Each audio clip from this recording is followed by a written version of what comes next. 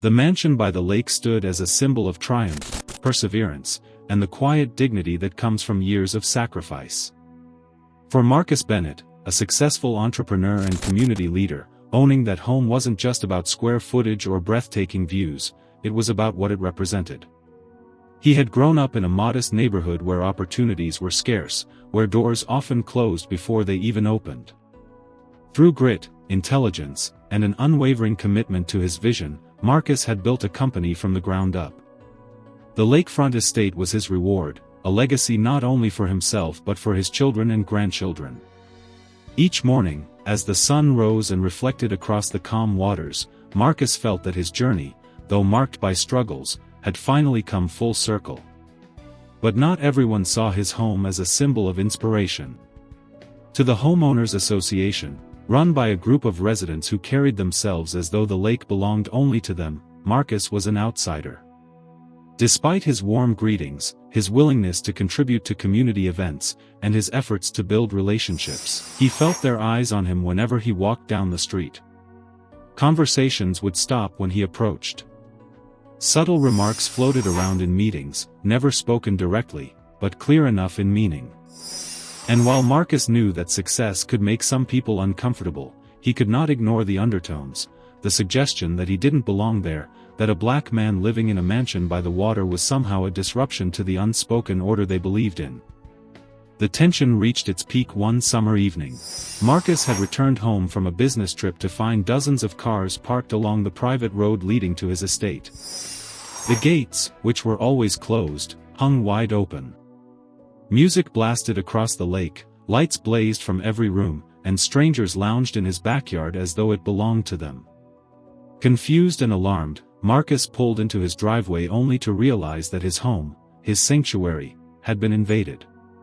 He stepped out of his car to see people carrying trays of food, laughing in groups, splashing in his pool, while others roamed the hallways of his house with drinks in hand. There were more than 100 of them, and not a single face was familiar. His chest tightened as anger surged through him. The violation was unbearable. He demanded to know who had orchestrated such a brazen invasion. That's when one of the HOA board members, a woman who had been particularly vocal in opposing Marcus from the day he moved in, emerged from the crowd.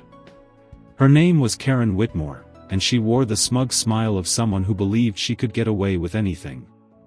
With her arms folded, she dismissed his outrage. She claimed the association had decided to host a community event and, since his property was underutilized, it was the perfect venue. The words dripped with entitlement. To her, Marcus's home wasn't his, it was theirs to take when they saw fit.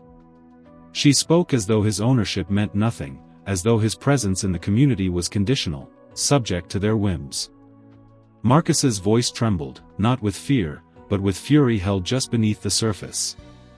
He told her and the crowd to leave immediately. Laughter followed his command, echoing through the halls of the mansion he had built with his own sweat and blood. Some ignored him altogether, clinking glasses and turning up the music as if to drown him out. At that moment, Marcus realized this was more than a trespass.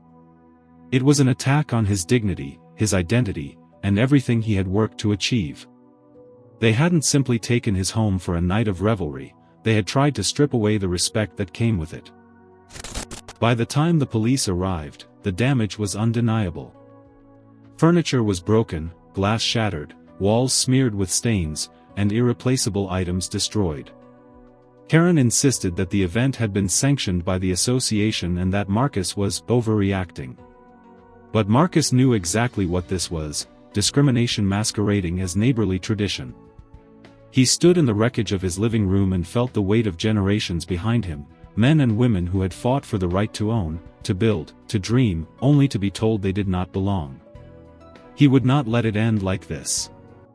That night, Marcus made a decision. He would not settle for apologies. He would not be placated by empty words or offers to clean up the mess. What had happened was not an accident, nor a misunderstanding. It was a deliberate act of violation and disrespect. And for that, there would be consequences. He called his lawyer the next morning, and together, they mapped out a strategy that would not only hold Karen accountable but would send a message to anyone who believed they could trample on his rights because of the color of his skin. When news broke that Marcus was suing the HOA and every board member involved for $100,000 each, the community erupted in whispers and speculation. Some applauded his courage, while others dismissed him as making trouble. But Marcus didn't care about their opinions. He wasn't fighting for gossip or attention, he was fighting for justice, for dignity, for the principle that no one had the right to treat his life and his home as disposable.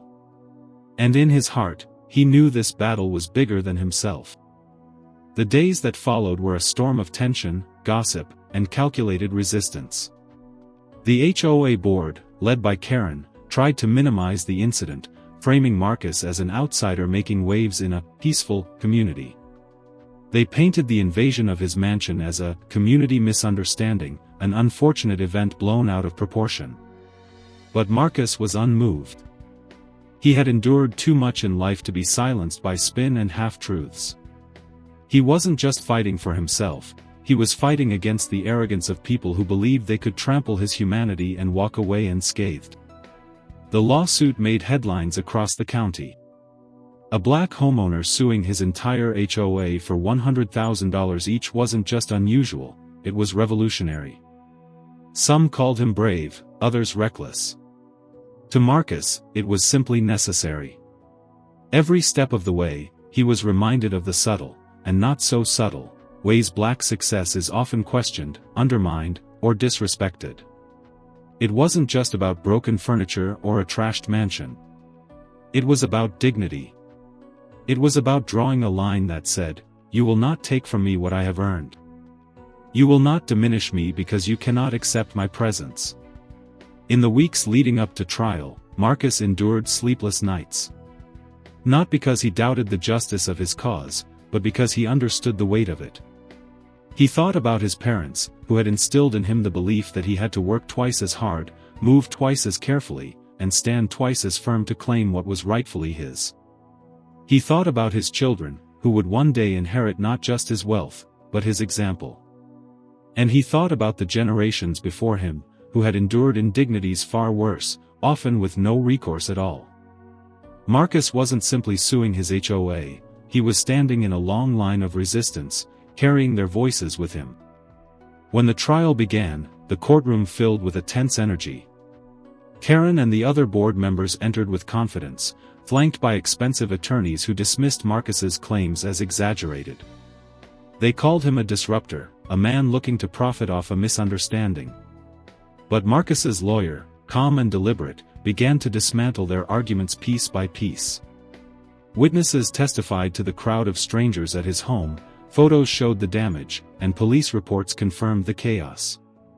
More than evidence, though, Marcus's own testimony resonated.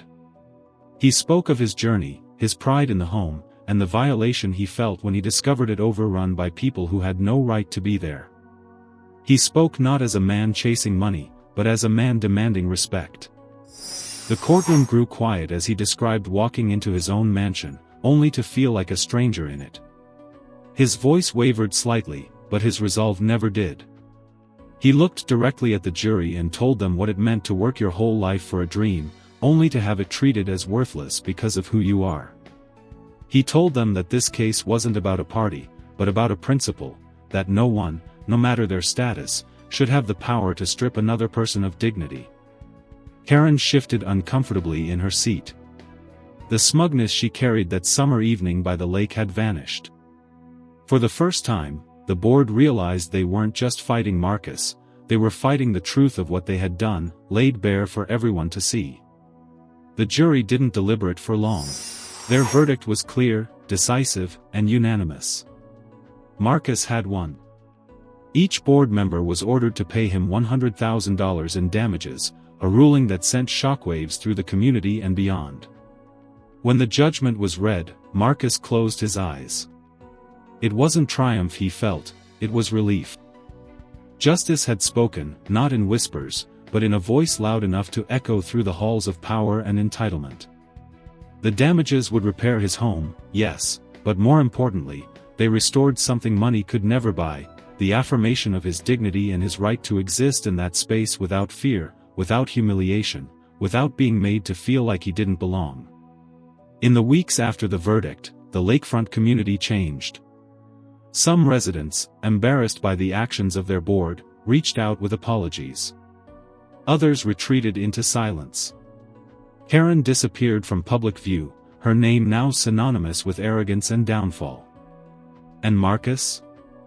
He continued to live in his mansion by the lake, not as a man who had been defeated, but as a man who had faced injustice and refused to bow. Each evening, as the sun dipped low and painted the water in shades of gold, he sat on his porch and reflected. His victory was not just personal, it was symbolic. It was proof that dignity, once challenged, could be defended. That no matter how entrenched entitlement might be, it could be broken. Marcus's story became more than neighborhood gossip. It spread across social media, inspiring conversations about property rights, racial discrimination, and the courage to stand firm in the face of injustice. For many who read it, especially those who had felt unseen or dismissed in their own lives, it was a reminder that silence is not the only option. Resistance is possible. Victory is possible. Dignity can be defended. And so, the mansion by the lake stood as more than a home. It became a monument to perseverance, a living testament that injustice does not go unanswered when courage meets conviction.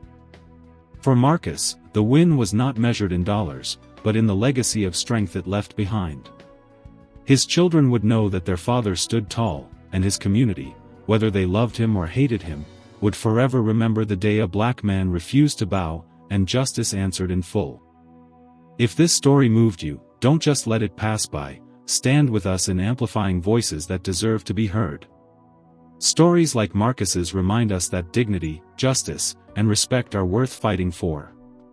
Hit that like button if you believe no one should ever be stripped of their rights, subscribe to our channel to hear more powerful stories from Black lives, and share this video so others can feel the weight of this fight and the power of this victory.